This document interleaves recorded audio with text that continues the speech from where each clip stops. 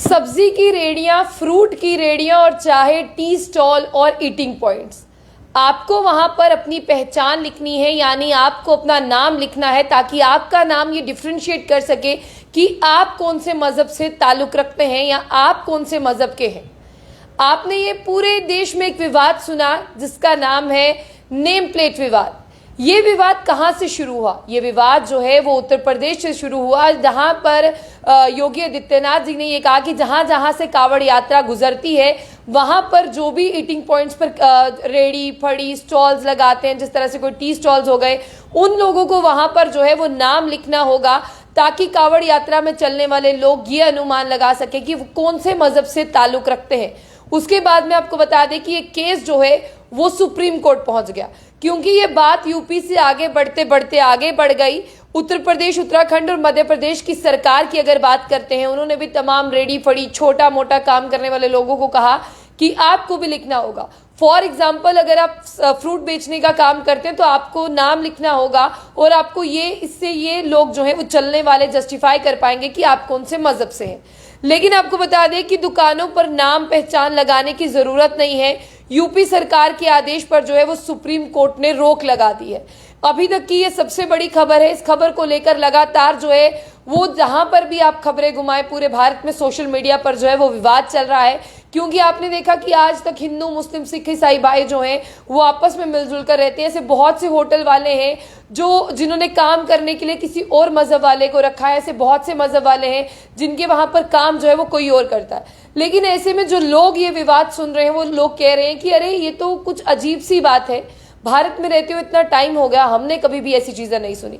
इसे लेकर लोग जो है वो दबी आवाज में बात कर रहे थे। लेकिन अब मैं आपको बता दूं, ये केस जो है वो सुप्रीम कोर्ट में पहुंचा और सुप्रीम कोर्ट ले जाने वाला इस केस को एक एनजीओ है, NGO association of protection of civil rights Uttar Pradesh का, जिन्होंने उत्तर प्रदेश सरकार के आदेश को सुप्रीम कोर्ट में चैलेंज दिया और कहा, सुप्रीम कोर्ट को कहा कि आप इंटरवीन करिए, अगर आप इंटरवीन नहीं करेंगे तो पूरे देश का माहौल खराब हो जाएगा। आप कहीं पर भी रहते हैं, कभी आपने देखा कि किसी फल वाले ने यानी फ्रूट बेचने वाले ने अपनी रेड़ी पर जो है एक बोर्ड लगाया हो जिस पर उसने अपना नाम लिखा हो और आप उसका नाम देखकर जा रहे हो, उसने ये लिखा हो कि मैं इस धर्म से ताल्लुक रखता हूं और आप उससे धर्म देखकर जो है वो सब्जियां या फ्रूट खरीद रहे हैं या उससे चाय पी रहे हैं।